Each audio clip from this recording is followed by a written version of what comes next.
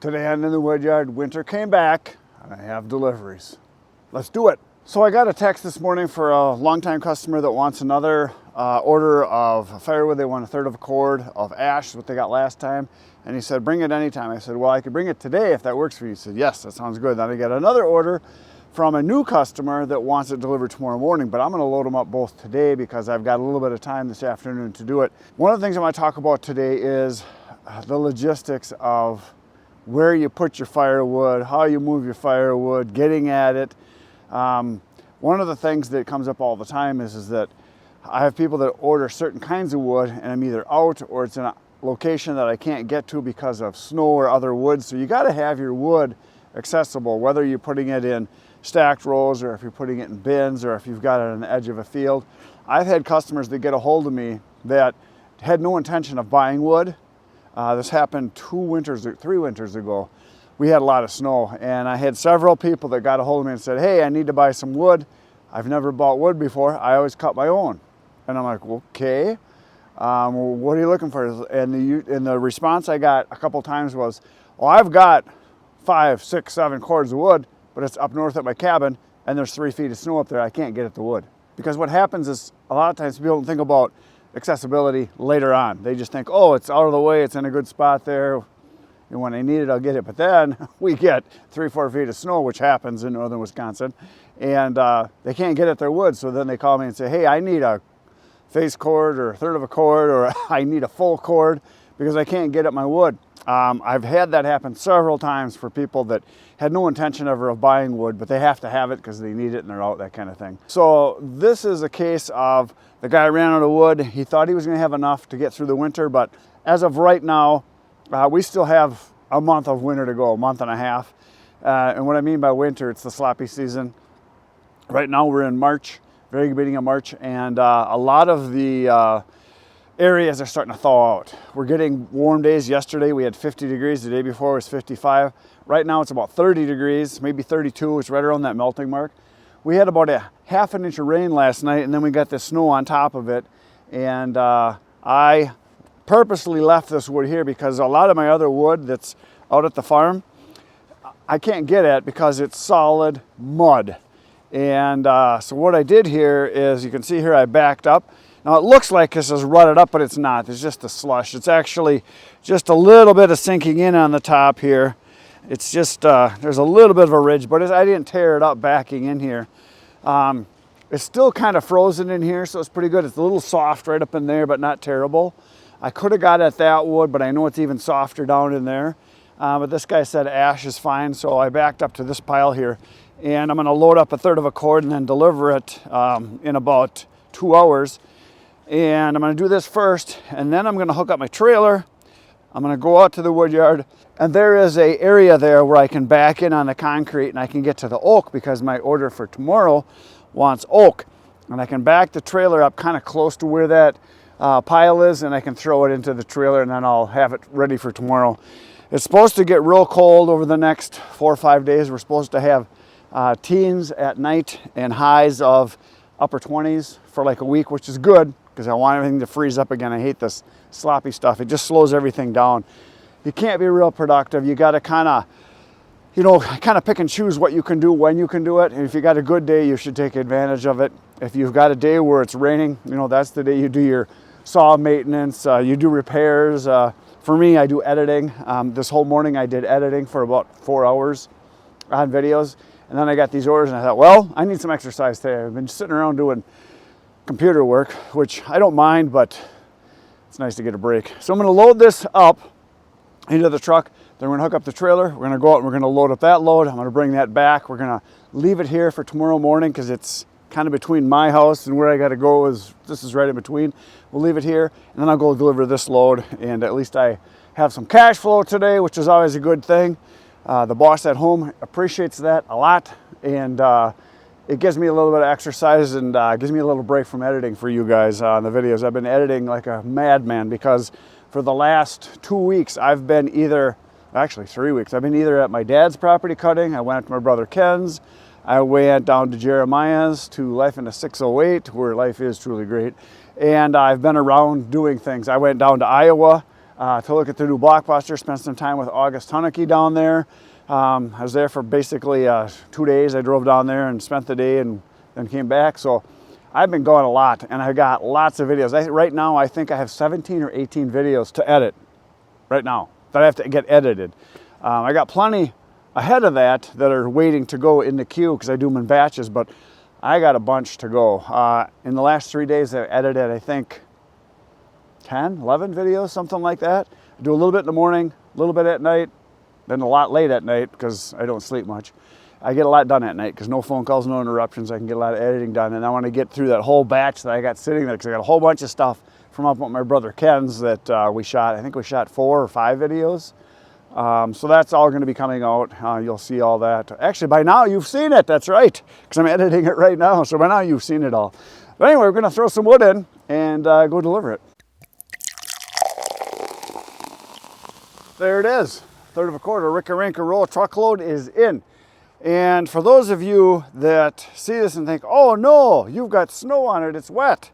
Yeah, they're trees. They live outside, they grow outside.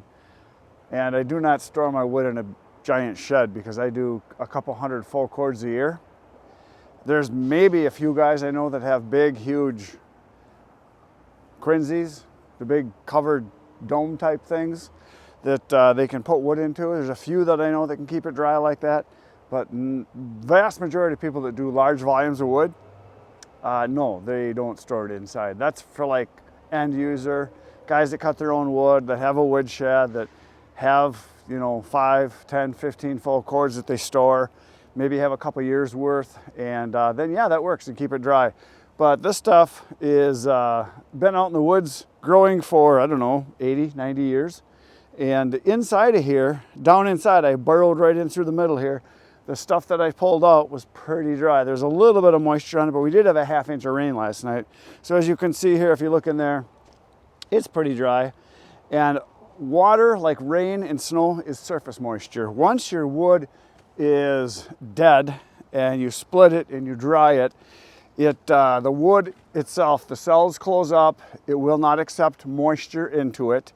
Some wood does. There's some wood that will wick some moisture, but the surface moisture will dry off and it'll be just fine. Most of the wood that I sell is going into people's garages.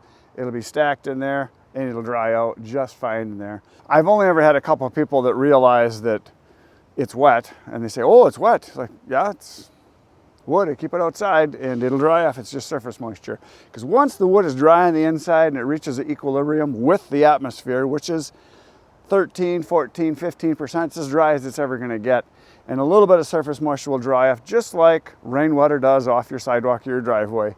After a storm goes through, the wind picks up, sun comes out, it'll dry right off. That's what happens. It'll be dry. Be no problem whatsoever. So I've never really had an issue with it with people. They understand that I don't keep the wood stored in my house. It's outside. And that's just how it is. Now, I loaded this, and for those of you that are new to the channel, you might look at this and say, oh my gosh, you almost broke your window. I almost broke my window now every day for the last 57 years. Been loading wood into the back of a pickup truck, haven't broke a window yet. It's gonna happen one of these days, and it'll be a big deal because you guys will jump all over me, but you know what? It's just glass. They make it every day. I'm pretty careful. The one thing that is a help is I have this tonneau cover I roll up, and it kind of works as a bumper against here. If you see any mud and stuff that's splattered, that's because that piece will hit and it'll splatter there. I've maybe had a piece of wood touch the window a couple times where it just kind of tilted and kind of bumped it. Never had an issue with it. I'm pretty careful the way I throw it. I do backspin. I try to place them where they are. I try to fill up the front and then kind of work my way to the back so that I'm not hurling pieces from a long distance. So it works. But anyway, a bunch of this wood is already gone. There's probably a full cord here left that I got to work on yet. Some of it needs to be split down. There's some chunks here I got from up front, and there's some bigger chunks in there I dug out too. But all right, so now we're going to go hook up the trailer, going to go load up a load of oak for tomorrow, and then we're going to go deliver this. So time to get moving. So this is a longtime customer, and a year ago he had knee surgery, and I stacked the wood for him, and he asked if I would continue that. I said, if you come and help me, I'll get it to the tailgate and then we can just stack it. Otherwise, one time I dumped it in his driveway And he said, hey, if I'm here, will you back up into the garage so I don't have to haul it? And I said, sure. I said, just make sure you're there. So you can see the rack and how it's filling up. It's probably about a half of a full cord. Plenty of extra wood. And then we get back, we're gonna throw on a bunch of oak for the next delivery. This is white oak going in here mostly. And you can see how I'm just chucking it in and then loading it up. And I know that I need to have a face cord in this load also. So that's kind of what we're doing, just filling it up and leveling it off. Here we go. Well, there it is, 1/3 of a cord of Rick-A-Ranker roll. It is in, and I have the right amount, plus a little extra, which is what people like. I'll show you the crib here, what's getting down to the bin, and it's disappearing fast. So I backed up into the snowbank here. See, I just kind of rammed the trailer up and in here because I wanted to get as close as possible. But that's not much left. I got about a 1/3 of a cord left here. And then over my oak bin way in the far corner over there, there's probably a full cord, and then I'm out of oak. And I just talked to my logger guy, and it's just a matter of it freezing up enough so they can bring me some more wood. And he's got a bunch of dead, standing, barkless oak, smaller stuff, and it should be dry and ready to burn as soon as I cut it and split it. So I'm probably gonna get at least 2, 3, maybe even 4 loads, because I am almost out of oak, and oak is the #1 selling wood that people ask for, the #1 wood that people want, the #1 wood that people know is oak because they've heard oak their whole life, so they think oak is firewood, that's what I gotta have, oak. Even though everything burns. The hard maple is every bit as good, and I do have quite a bit of that left. I've got that pile you see sticking up there, and then I got that much more in the other bin over there, so I've probably got 6, 7 full cords maybe, if I was just a guess of hard maple. And then I got a bunch of ash left too that I can get to. And there's some odds and ends of other things I can work on. But yeah, it's getting down there where I'm gonna have everything sold hopefully this year and start tearing bins apart and then working on making wood for next year, because I think I'm gonna run out, and I wanna get this other oak starting to get processed so that I've got wood for the summertime, because I sell a lot of wood in the summertime. I've got enough ash and some other mixed stuff that I can probably sell that for campfire wood, and then I'll have oak too, which is this dry stuff I'm getting. And then I'm gonna be getting some other ash, because that stuff is dry when you cut it. It's all these ash trees that are dead around here. As soon as you cut them down, I mean, the really big ones where you found the moisture has been like 18, 19% on the big ones. And the small ones, 13, 14%. So the ash is good to go.